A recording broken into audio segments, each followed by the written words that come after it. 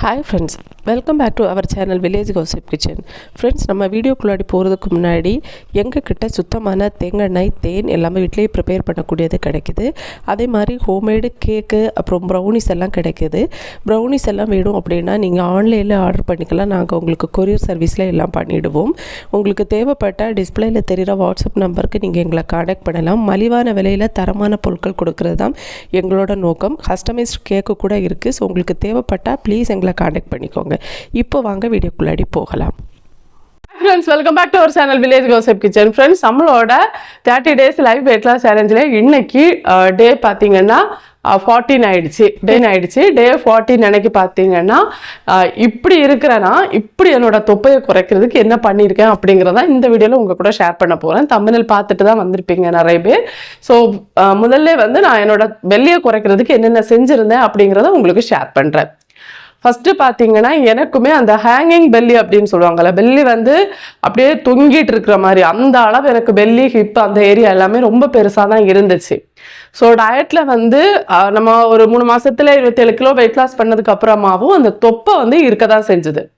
So அந்த டைமில் நான் எடுத்த சில விஷயங்களை தான் உங்கள் கூட இன்றைக்கி ஷேர் பண்ணுறேன். ஃபஸ்ட்டு பெல்லிக்காக நான் எடுத்த விஷயம் அப்படின்னா நிறைய ஹாட் வாட்டர் குடிக்கிறது. தண்ணி ரொம்ப கொதிக்க குடிக்க வேண்டாம். ஒரு மிதமான சூட்டில் நான் தண்ணி எடுக்கிறேன் அப்படின்னா அந்த தண்ணி கண்டிப்பாக ஒரு மிதமான சூடில் இருக்கிற மாதிரி பார்த்துப்பேன். அதுக்கு எல்லாத்துக்கும் முதல்ல பார்த்தீங்கன்னா நான் காலையில் வெறும் வயிற்றில் 1 ஸ்பூன் அளவுக்கு சுத்தமான தேங்காய் எடுத்துகிட்டு இருந்தேன். என்னோட பழைய வீடியோஸில் பார்த்தவங்களுக்கு தெரியும், நான் அது கண்டினியூவாக எடுத்துகிட்டே இருந்தேன். தேங்காய்னாவும் அப்புறம் பூண்டு இந்த 2 நான் ரெகுலராக எடுத்துகிட்டு இருந்தேன். அது 2 எடுக்கிறப்போ எனக்கு பெல்லி நல்லா ரெடியூஸ் ஆச்சு.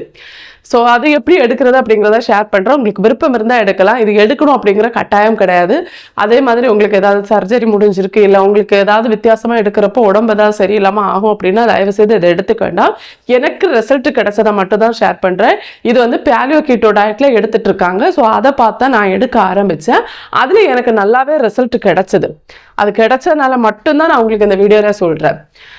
நம்ம வீடியோஸ் பார்க்குறவங்களுக்கு தெரியும் எனக்கு என்ன விஷயத்தில் ரிசல்ட் கிடைக்குதோ அதை மட்டும் தான் நான் ஷேர் பண்ணுவோம். இது எந்த விதத்துலேயும் நம்ம ப்ரொமோஷன் பண்ணுறது கிடையாது. தேங்காய் நான் எப்படி எடுக்க ஆரம்பித்தேன்னா, நம்ம செக்கிலேருந்து கிடைக்கும் இல்லையா சுத்தமான தேங்காய், அந்த தேங்காய் வெறும் வயதில் டெய்லி 1 ஸ்பூன் இல்லை 1.5 டீஸ்பூன் அளவுக்கு எடுத்துகிட்டு இருந்தேன். நம்மளோட ஹைட் வெயிட்டுக்கு ஏற்ற மாதிரி நம்ம அதிகமாக எடுக்கலாம். 2 ஸ்பூன் வரைக்கும் கூட எடுக்கலாம். நான் 1 ஸ்பூன் இல்லைனா 1.5 டீஸ்பூன் அந்த அளவுக்கு தான் நான் எடுத்துகிட்டு இருந்தேன். ஸோ முதல்ல அது எடுக்கிறப்ப எனக்கு எந்த பிரச்சனையும் கிடையாது. நல்லாவே இன்ச் லாஸ் ஆச்சு. வெயிட் லாஸுமே ஆகும். அதில் வெயிட் லாஸும் ஆகும். இந்த பெல்லி நல்லாவே நமக்கு குறையும். பெல்லி ஏரியாவில் இருக்க ஃபேட் அது நல்லாவே ரெடியூஸ் பண்ண ஹெல்ப்ஃபுல்லாக இருந்துச்சு. அதுக்கப்புறம் இப்போ ரீசெண்ட் டைமாக நான் அதை எடுக்கிறப்போ எனக்கு அது எடுத்த உடனே சளி பிடிக்க ஆரம்பிக்குது. ஏன்னா தேங்காய் ரொம்ப கூலிங்கான ஒரு பொருள். ஸோ அதை சாப்பிட்ட உடனே எனக்கு சளி பிடிக்க ஆரம்பிக்குது. அதனால இப்போ சமீப காலமாக நான் எடுக்கிறது. லாஸ்ட் டைம் எனக்கு கொரோனா வந்துச்சு. அந்த கொரோனாவுக்கு அப்புறமா தான் எனக்கு இந்த பிரச்சனை இருக்குது. ஏதாவது பொருள் கொஞ்சம் நல்ல கூலிங்காக எடுத்தேன்னா உடனே வீசிங் வர ஆரம்பிக்குது. அந்த லிஸ்ட்ல எனக்கு இப்போ தேங்காயும் சேர்ந்துடுச்சு. அதனால உங்களுக்கு வீசிங் ஏதாவது பிரச்சனை இருக்கு, இல்லை ஏதாவது எடுக்கிறப்போ இந்த மாதிரி ஆகுதா அப்படிங்கிறத 2 நாள் எடுத்து பார்த்துட்டு அதுக்கப்புறமா நீங்க கண்டினியூ பண்ணிக்கோங்க. ஸோ தேங்காய் நான் எப்படி எடுப்பேன்னா, வெறும் எழுமணுன்னே நல்ல பல்லெல்லாம் நம்ம தொலைக்கிட்டு வாயெல்லாம் கழுவிட்டு அதுக்கப்புறமா ஃபர்ஸ்ட் ஒரு டீஸ்பூன் இல்லைன்னா 1.5 டீஸ்பூன் அளவுக்கு தேங்காய் நான் எடுத்துப்பேன், குடிப்பேன். தேங்காய் குடிப்பேன். தேங்காய் கொடுத்து ஒரு 10 முதல் 15 நிமிஷத்துக்கு அப்புறமா 1 கப்பு நிறைய ஹாட் வாட்டர் எடுத்துப்பேன். அது கொஞ்சம் வாமா எடுத்துப்பேன். இப்போ நிறைய நான் வார்ம் வாட்டர் எடுத்துப்பேன், கொஞ்சம் வாமா அது குடிப்பேன். அது குடிச்சு ஒரு 10 நிமிஷத்துக்கு அப்புறமா 2 பல் பூண்டை சின்ன பீஸா கட் பண்ணி எடுத்து வைப்பேன். வச்சுட்டு அந்த பூண்டை நம்ம டேப்லெட் எல்லாம் விழுங்குவோம்ல, அது மாதிரி தண்ணி கூட விழுங்குவேன். தண்ணி கூட தான் சாப்பிடுவேன். அதை மென்று சாப்பிடக்கூடாது, முழுங்க தான் செய்யணும். நம்ம டேப்லெட் எல்லாம் முழுங்குற மாதிரி முழுங்கணும். அதை நம்ம மென்று சாப்பிடக்கூடாது. நம்ம மென்று சாப்பிட்டோம்னா இந்த பூண்டு சாப்பிட்றவங்களுக்கு தெரியும், அது ரொம்ப காரமாக ஒரு மாதிரி இருக்கும். ஸோ அது வாயில் புண்ணு, குடல் புண்ணெல்லாம் வர்றதுக்கு வாய்ப்பு இருக்குது. ஸோ நான் இந்த 2 தான் செஞ்சுட்டு இருந்தேன். மறுபடியும் சொல்கிறேன், ஃபஸ்ட்டு தேங்காய் எடுப்பேன். தேங்காய் எடுத்து ஒரு 10-15 நிமிஷத்துக்கு அப்புறமா ஒரு பெரிய கப்போ நிறைய தண்ணி எடுத்துப்பேன். தண்ணி குடிச்சு ஒரு 10 நிமிஷத்துக்கு அப்புறமா தான் பூண்டும் தண்ணியை சேர்த்து மறுபடியும் குடிப்பேன். ஸோ இந்த டிப்ஸ் நான் ஃபாலோ பண்ணிட்டு இருந்தேன். அது கூட பார்த்தீங்கன்னா டயட்ல நிறைய வெள்ளரிக்காய் எடுத்துட்டு இருந்தேன்.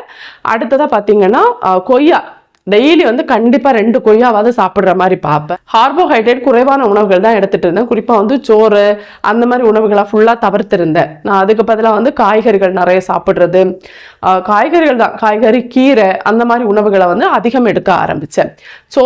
சோறு, இட்லி, தோசை, பொங்கல் அந்த மாதிரி ஐட்டம்ஸ் ஃபுல்லா தவிர்த்திருந்தேன்.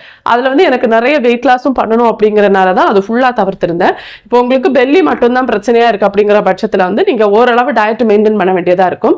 அதுல வந்து நீங்க நார்மல் ரைஸுக்கு பதிலா ப்ரௌன் ரைஸ் எடுக்கிறது, அப்புறம் இந்த வரகு, தெனை அந்த மாதிரி பொருட்கள் எடுக்கிறது. ஸோ இந்த மாதிரி நீங்க பண்ணலாம். அதை பண்ணிட்டு அது கூடவே கண்டிப்பா நீங்க பண்ண வேண்டியது ஒர்க் அவுட். சிம்பிளான சில ஒர்க் அவுட்டாவது பண்ணுங்க. பெல்லிக்கான ஒர்க் அவுட் இருக்கும் இல்லையா, அந்த ஒர்க் அவுட் பண்ணுங்க. எனக்கு பெல்லி மட்டும்தான் குறைக்கணும் அப்படின்னா அது சாத்தியமே இல்லாத ஒரு விஷயம். அதுக்கு நீங்க கண்டிப்பா டயட்டும் எக்ஸசைஸும் நான் சொன்ன மற்ற விஷயங்களையும் பண்ணிட்டு தான் நீங்க உங்களோட பெல்லியை குறைக்க முடியும். எக்ஸசைஸும் பண்ணுங்க, டயட்டும் ஃபாலோ பண்ணுங்க. அப்போ கண்டிப்பா பெல்லி குறையும். ஸோ நான் பெல்லி குறைக்கிறதுக்கு இந்த மாதிரி விஷயங்கள் தான் பண்ணியிருந்தேன். புரிஞ்சிருக்குன்னு நினைக்கிறேன் ஃபுல்லா பார்த்துருந்தா. ஸோ அவ்வளோதான். அதே மாதிரி ஆரம்பித்த மறுநாளே ரிசல்ட் கிடைக்கணும்னு எதிர்பார்க்காதீங்க. பெல்லியெல்லாம் குறைக்கிறதுக்கு ஒரு மாதம் 1.5 மாதம் வரைக்கும் உங்களுக்கு டைம் தேவைப்படும். அந்த அவ்வளோத்துலேயும் கூட உங்களுக்கு எந்த அளவு பெல்லி இருக்கோ, அந்த பெல்லி எவ்வளோ நாள் இருக்கோ அதை பொறுத்து தான் குறைக்க முடியும். ஸோ நீங்கள் பொறுமையாக டயட்டை கண்டினியூ பண்ணுங்கள், எக்ஸசைஸை பண்ணுங்கள். அதை ஒரு லைஃப் ஸ்டைலாகவே மாற்றி வந்தீங்க அப்படின்னா உங்களுக்கு ஒரு நல்ல ரிசல்ட் கண்டிப்பாக கிடைக்கும். ஓகே ஃப்ரெண்ட்ஸ், இன்னையோட வீடியோவில் பார்த்தீங்கன்னா இன்னைக்கு ஒர்க் அவுட் இல்லை. நம்ம ஆல்ரெடி சொல்லியிருந்தோம் இல்லையா, இன்னைக்கு வந்து வாரத்தில் ஒரு நாள் வந்து நம்ம லீவ் எடுப்போம் இல்லையா. ஸோ அதாவது 6 நாள் கண்டினியூவாக ஒர்க் அவுட் பண்ணோம், ஒரு நாள் ரெஸ்ட்டு. ஸோ இன்னைக்கு ரெஸ்ட் டே, அதனால இன்னைக்கு ஒர்க் அவுட் கிடையாது. டயட்டில் இன்னைக்கு என்னென்ன சாப்பிட்ருக்கேன் அப்படிங்கிறத பாருங்கள், என்னோட வெயிட்டையும் பார்த்துக்கோங்க. காலையில் இன்றைக்கி என்னோடய வெயிட் என்ன இருந்துச்சு அப்படின்னு பார்க்கலாம். வெயிட்டு பார்த்தீங்கன்னா 78.100 இருக்கேன். இந்த வெயிட்டை தான் நம்பவே முடியாது, ஏறி இறங்கி அந்த மாதிரி இருக்கு. ஆனால் நல்லாவே இன்ஜிலாஸ் ஆகுதுங்க, செம்மையாக இன்ஜிலாஸ் ஆகியிருக்கேன்.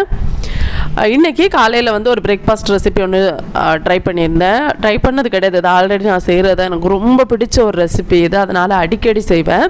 1/4 கிலோ வந்து மக்கானா வாங்கி இப்போ இவ்வளோ தான் பாக்கியிருக்கு. நான் சும்மா பச்சையாகவே எடுத்து சாப்பிட்டுட்டு சுற்றிட்டு இருந்தேன். அதனால் மக்கானா தீந்துடுச்சுங்க. மறுபடியும் வாங்குறதுக்கு கொஞ்சம் சோம்பேறித்தனமாக இருக்குது. பார்க்கலாம். மக்கானா வந்து ஃபஸ்ட்டு வெறும் சட்டியில் போட்டு அதை வறுத்துக்கணும். மக்கானா வந்து நல்ல மொறுமொறுப்பாக வரணும், அது வரைக்கும் இதை கொஞ்சம் நம்ம நல்லா வறுத்துக்கணும். ரெசிபி வந்து காலையில் நான் ஷார்ட்ஸில் போட்டிருந்தேன், அதில் பார்க்காதவங்களுக்கு இது யூஸ்ஃபுல்லாக இருக்கும். மக்கானாவை வறுத்துட்டு அதை வந்து தனியாக எடுத்து வச்சுக்கோங்க. அது அந்த பக்கம் ஆறட்டும். இந்த பக்கம் பார்த்தீங்கன்னா நான் பால் எடுத்திருக்கேன். நான் பசுப்பால் தான் எடுத்திருக்கேன். நீங்கள் தேங்காய் பால் இல்லைன்னா வந்து பதாம் பால் அந்த மாதிரி எந்த பால் வேணால் எடுக்கலாம். இந்த ரெசிபி வந்து தேங்காய் பாலில் செஞ்சிங்கன்னா இன்னும் ரொம்ப நல்லாயிருக்கும். நம்ம சுகர் சேர்க்காமல் செய்கிறாங்கல்ல, தேங்காய் பாலில் செஞ்சால் ஒரு நல்ல டேஸ்ட் உங்களுக்கு கிடைக்கும். பால் பார்த்தீங்கன்னா 50 ml அளவு எடுத்திருந்தேன். அதை விட 1 மடங்கு தண்ணி சேர்த்து பாலை வந்து கொஞ்சம் காய்ச்சிட்டு, பால் காய்ச்சதும் 1 டீஸ்பூன் அளவுக்கு கொக்கோ பவுடர் ஆட் பண்ணியிருந்தேன். Unsweetened cocoa powder. அதை ஆட் பண்ணி கொஞ்சம் கலந்து விட்டுட்டு கடைசியாக நம்ம வறுத்து வச்சுருக்க மக்கானாவை போட்டு நல்லா வேக வச்சு எடுத்துக்கணும். சிம்மில் வச்சுட்டு ஒரு ஃபியூ செகண்ட்ஸ், ஒரு 5 to 10 minutes வந்து சிம்மில் வச்சு வேக வச்சு எடுத்துக்கலாம். உங்களுக்கு தெரியும் இல்லையா, வெந்ததுக்கப்புறமா அதை வந்து நம்ம ஒரு பாத்திரத்தில் மாற்றிட்டு தேவையான அளவுக்கு கொஞ்சோண்டு நட்ஸு நம்ம சேர்த்துக்கலாம். நான் இனிப்பு இல்லாமல் எடுத்தேன். உங்களுக்கு இனிப்பு தேவைப்படுது அப்படிங்கிற பட்சத்தில் வந்து நீங்கள் இதில் வந்து தேன் இல்லைன்னா நாட்டு சக்கரை ஒரு 1/2 டீஸ்பூன் வர்ற மாதிரி போட்டுக்கோங்க. அதிகம் சேர்த்துக்க வேண்டாம் வெயிட் லாஸுக்கு. இதுதான் இன்றைக்கி காலை உணவு.